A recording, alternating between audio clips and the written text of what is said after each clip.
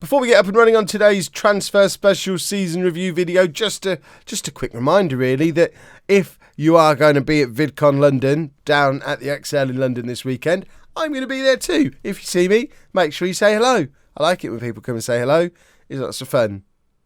See you there, maybe?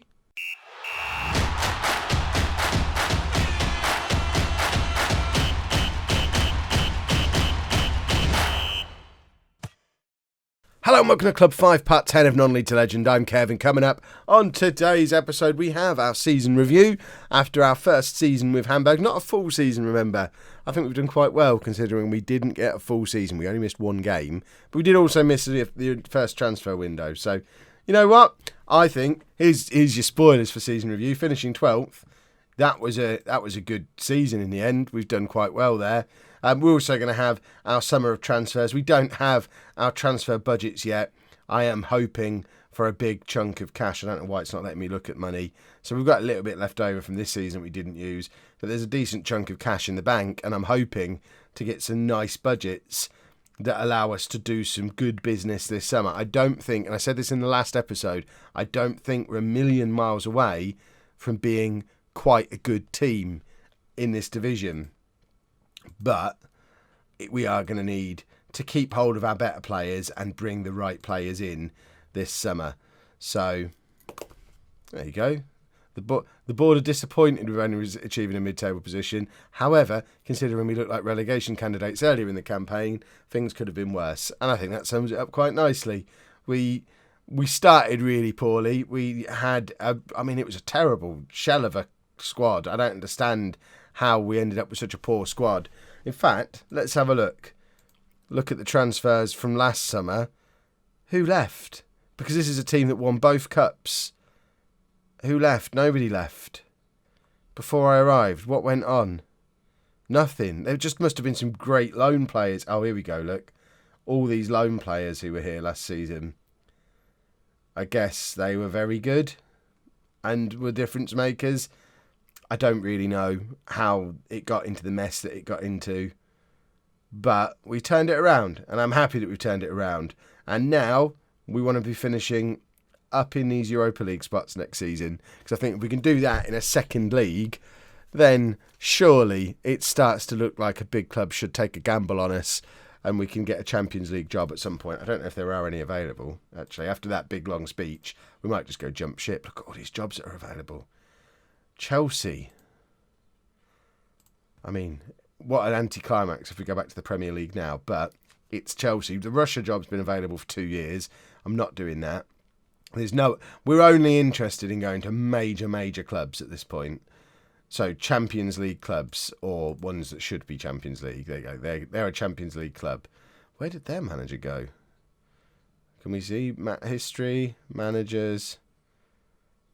Frank de Boer was sacked 4 days ago because they finished third. Goodness me. Well, we'll apply. We'll see what happens. I don't rate my chances. Plus, if the Fulham fans didn't hate me before, that'll push me over the edge. But we'll be back in a moment once we've got budgets and or the end of season award stuff, which I don't know how that works in Germany. I assume it happens at roughly the same time. Well, budgets are in. I haven't looked at them yet, so you can see my excitement or disappointment unveil itself in real time. Realistically, I want like £50 million to spend to really sort this team out. I don't know how realistic that is. I mean, that's really disappointing. Oh dear, we already had £6 million, remember? So they've given us no extra wage budget and an extra £6 million of spensies. That doesn't buy one Champions League quality player. And I know we're not a Champions League team, but we're going to have to sell to buy. This is going to be a summer of complicated shenanigans, and I wonder if we can bring the loan master in from Fulham.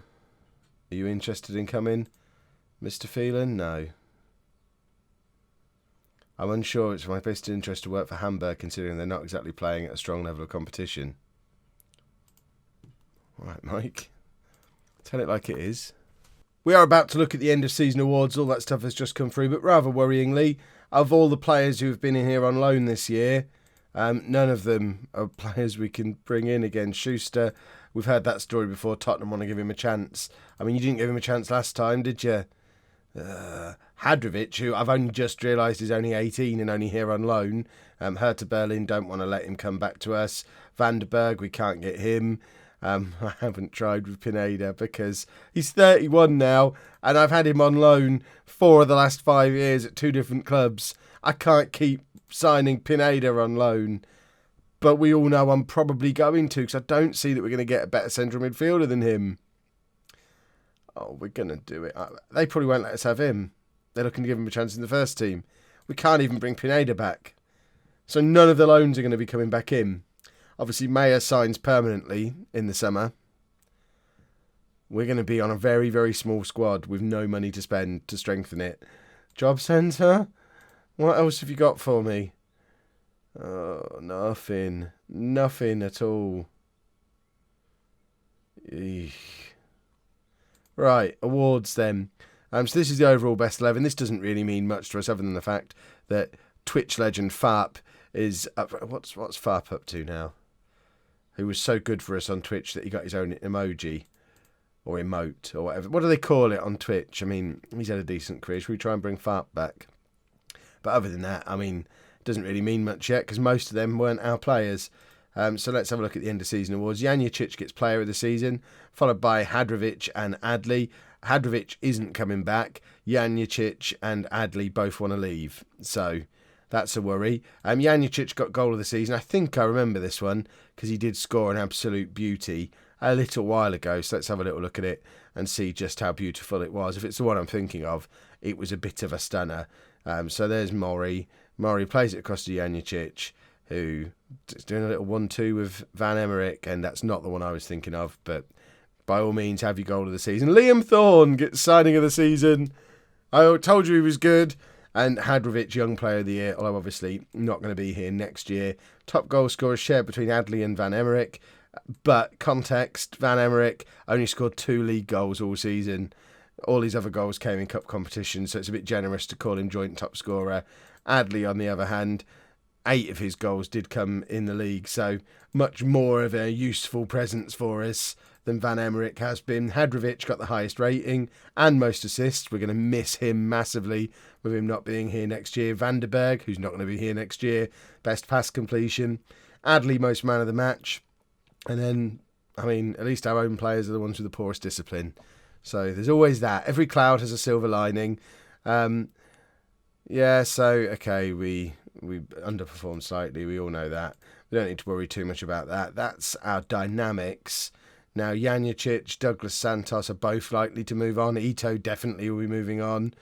Shane Duffy, we need to try and move on. So this is going to get a little bit of a shake-up. End of season team meeting. I guess we've got to aim for top half of the table next season. Yeah, top half. They all think we can do it. I don't think they realise how few of them are coming back next season. Or that's why they're not that bothered. And I'm not going to Chelsea. Who'd have thought? Didn't even get an interview. To the free transfers, I guess. Well, this has been a pretty uneventful summer so far.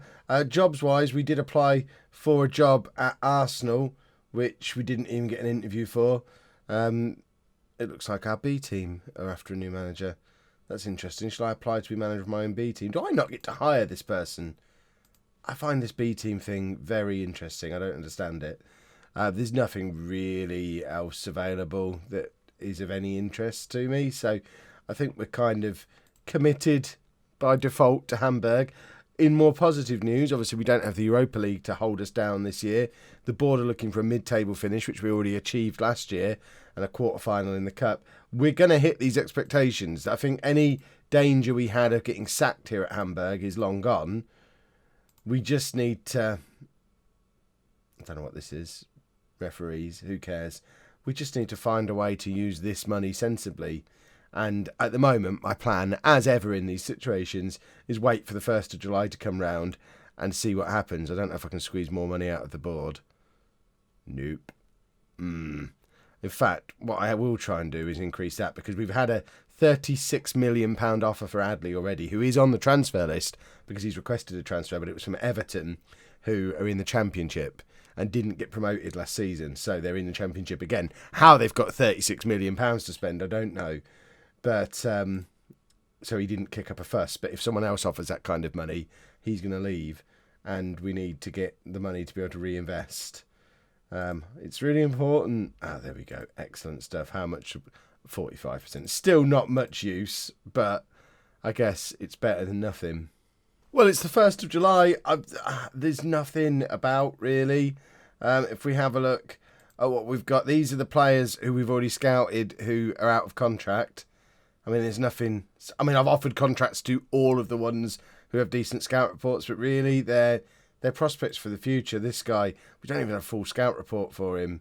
He's 19 though, and potentially better than Liam Thorne. What we know that actually means is he's currently a 2-star player who might get good. He's going to be cheap. We'll try and bring him in, but there's nothing spectacular there. If we take off the filter and just have a look at what we've got as available options that we've scouted, there's a few players that we might have to look at, but I mean, this guy, let's take this guy as an example. Inaki Rodriguez, 23-year-old central midfield player. I'm sure he would be a lovely signing. Would come in as our 6th best central midfielder currently, although that's not actually fair because Adley's probably leaving, Pineda's already gone, Vanderberg's already gone. But last season he would have been 6th best in a team that finished 12th. And to bring him in, obviously that's a bit of a gamble. Bring him in, that's going to use half of our transfer budget. So I can't justify doing it. This is going to be a difficult summer. Made all the more difficult by the fact that this is happening. Zagadou is going to be going to Stuttgart because they've met his release clause. We've had an offer of £35.5 million for Adley that we turned down. He has a £36 million release clause. So Adley's almost certainly going to be going as well. And yes, we get a little bit of money through from deals like this, 45%. So that's going to give us, another £8 or £9 million? Bumps us up to 21 million. If Adley goes as well, then we've maybe got close to 40 million pounds to spend, and we can start doing a little bit of business then. But at the moment, I'm very reluctant to repeat last summer and bring in players who are rubbish. I'm biding my time. When does the season start in Germany? Not until, we've got almost 2 months. I am biding my time. Well, a week in, and I think it's fair to say this transfer window has been a disaster so far. Zagadou is gone. And bearing in mind Schuster left as well, that means we currently have no centre-backs, or certainly no starting centre-backs. Fulham are now interested in Adley, so he might be going there to compete with Simon Hall on the right-hand side of midfield, which seems insane. I wonder if I can get a swap deal. That I would be on board with a swap deal. We have brought 3 players in to go along with Mayer, who'd already agreed to sign. One of them is rubbish. 2 of them might actually be quite decent for us. But this is the kind of calibre we're looking at. This is one of the ones who was on the scout reports with a decent scout report. But as expected, it means he's got a little bit of potential in there somewhere. He's not going to be ready this season. However, this guy, Tashreeq Matthews, an attacking midfielder we've given number 3 to, because I know that will please so many of you. 26-year-old former German under-23 international who can play as an attacking midfielder. I think we're going to be moving to a 4-2-3-1 next season. And I think we're certainly going to start the season with a 4-2-3-1 gegenpress, because it worked for me when I was doing Bayern Munich ages ago, before when FM19 first came out. We're basically going to take the tactic that me and Miles did in that video we did ages ago. But this guy's been at Stuttgart, Dortmund. He's never really had an opportunity as a regular starter. He's going to get that opportunity in our gegenpress at the moment. And we've also signed a backup to Liam Thorne as a striker. Kasper Kasprak. He's a 3-star. Current ability, 3.5-star. Potential ability striker who's been at Schalke. Again, never really got an opportunity. This might be his time to get an opportunity. Who knows? But we're not exactly signing superstars, are we? But this is the tactic that I think we're probably going to be toying with. Mainly because we've not got Vanderberg and I don't have to play Mori anymore. I'm not very happy with the calibre of signings so far. But we do now have a budget of £22 million. If Adley goes as well, then suddenly it becomes possible for us to start having a little bit more wiggle room with our transfers. There's going to be late deals this summer, I think. We've got another former Fulham player here at Hamburg. Hussein Perbay comes in on a free transfer. I mean, we never gave him a chance at Fulham in however many years. He did play 14 Premier League games last season, though. Remember Adley's leaving, so Janicic, Vital's probably our attacking midfielder. As it stands right now, Perbay might even be a starter for us. Again, a demonstration of the kind of quality that we're bringing in. He's a 3-star player, apparently, and inexplicably still only 23. But, yeah, one of those summers. Well, a bunch more transfers have happened. As you can see, a few players have gone out on loan. A few of the fringe players who we've never heard of have left. But also, Adley has gone to Hertha Berlin for £36 million. Meaning we've now brought in £58 million this summer, spent £12.5 million and only have £20 million-ish to spend. So there's no justice in the world, but we've continued our policy of bringing in youngsters. I don't think you'd met Stephen Fallon last time. He's another one of the youngsters who... He's got potential. He's obviously not coming in for next season. David Butgerite proved that my director of football here at Hamburg is not of the same level as Mike Phelan was over at Fulham. This is the first of the loan signings of the summer. Yes, he's got a funny name, but he's only a 2.5-star right back, so no Hadrovic replacement really, is he? But he's in. We did go and sign Iñaki Rodriguez. I talked about him before. He's a 3-star current ability, 4-star potential central midfielder. He can be our deep-lying playmaker alongside somebody as a box-to-box midfielder. I don't know who yet, but obviously along with Perbay, it's really becoming part of a new-look midfield. He's formerly of Real Sociedad. And then my director of football once again proved that he's no Mike Phelan. This lad's got potential, Tom Mayer.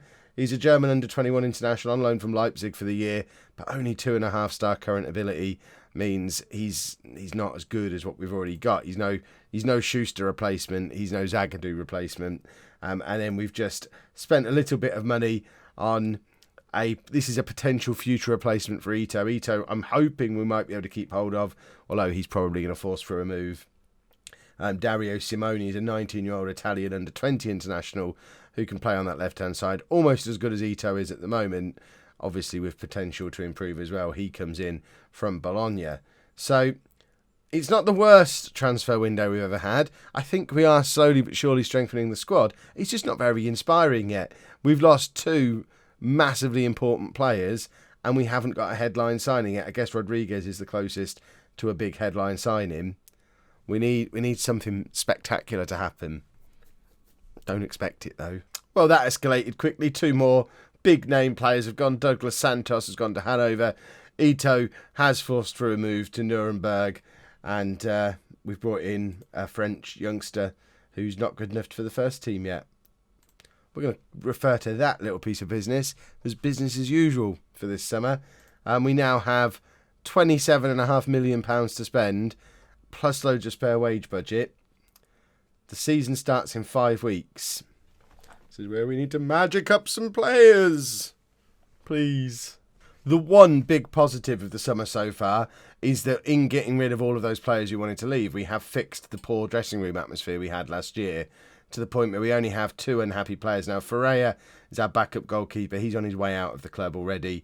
Janicic, hopefully, we can... I agree, we could do with some better attacking players, especially in wide areas, and hopefully we'll please him as we bring some better players in. But Dynamics is sorting itself out. Our player hierarchy, I can live with that at the moment. I expect one of these guys is going to make the step up to be a team leader at some point in the near future.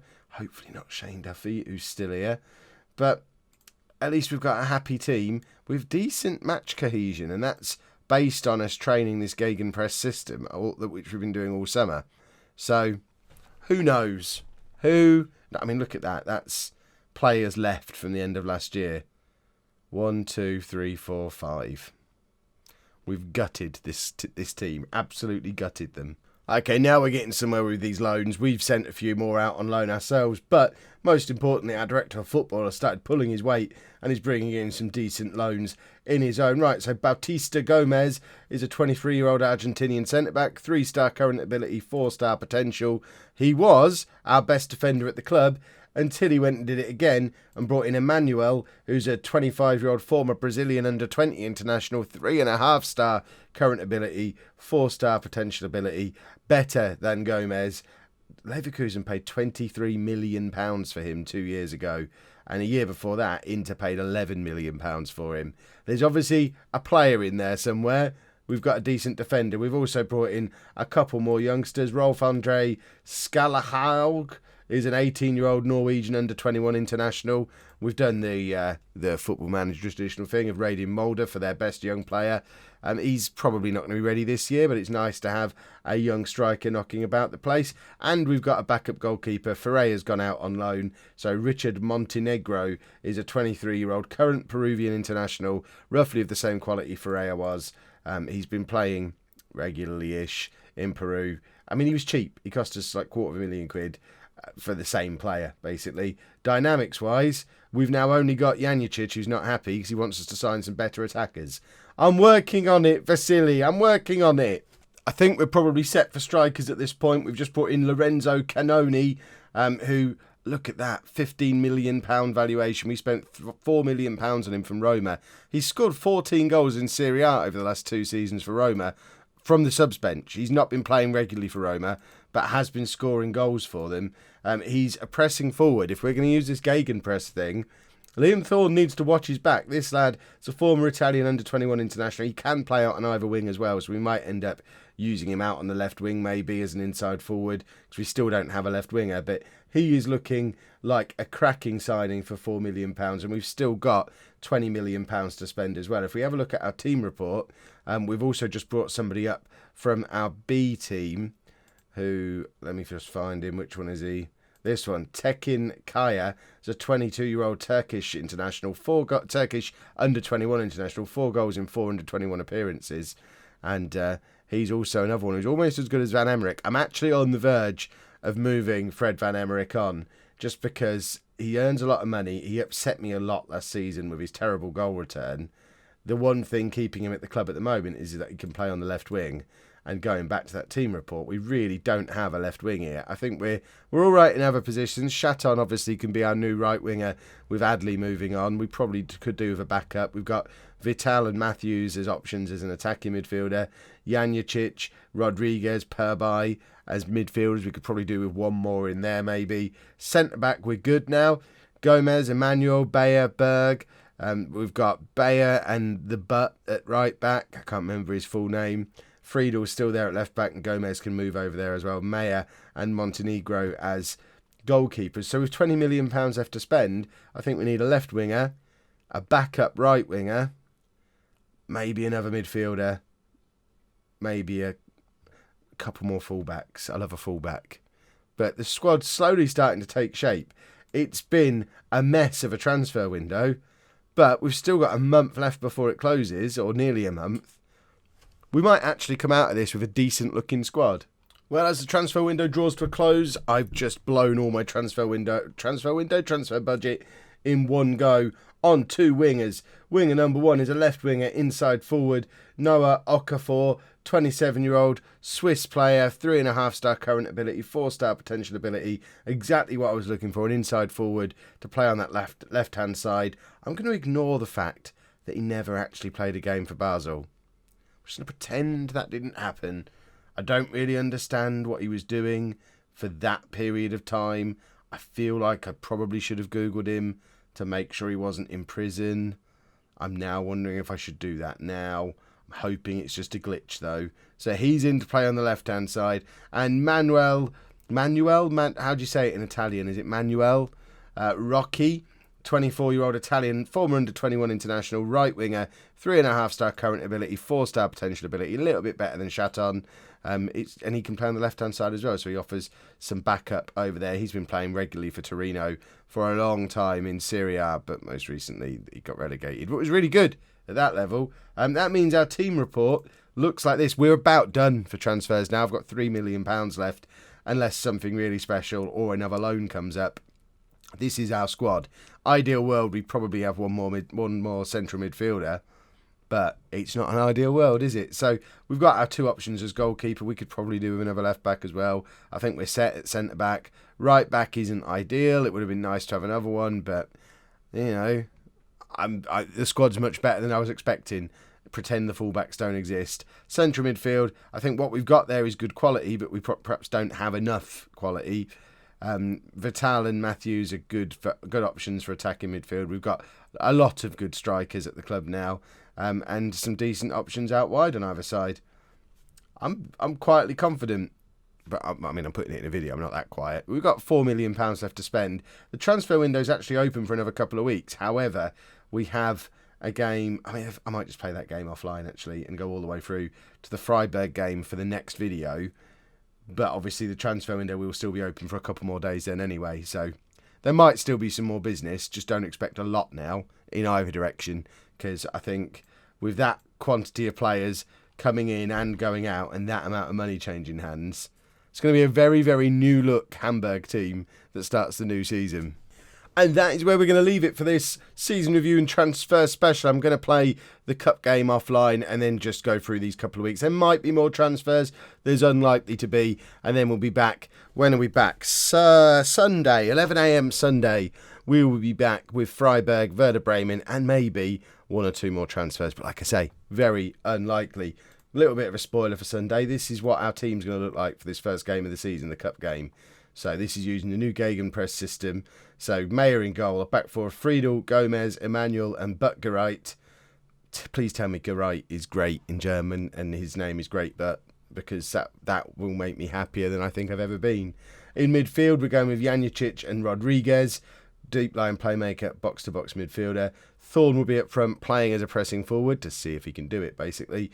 And then we'll have Okafor, Vital and Rocky as our 3 across the attacking segment of the middle. I'm hoping this setup is going to lead to fewer 0-0 draws, as long as it doesn't lead to us conceding too many goals. But we've still got the old faithful being trained on there as well, the one that we were using last season, which we can still play Mori there if we have to. And we're also training a gegenpress version of it as well. So if we like the gegenpress but it's conceding too many goals, we can switch to a system that's like a hybrid of the two. So we have tactical plans. It feels like my team now, and goodness me, there aren't many of these players who were here when I arrived. It was just Vital, Janicic and Friedel. Mayer was already here on loan. I've not been here a year yet. That's how you rebuild a football club. Hopefully one that's actually going to be any good now. If you've enjoyed that, please make sure you leave a nice big thumbs up on there for me. Subscribe to the channel for daily Football Manager videos. And thank you very much for watching.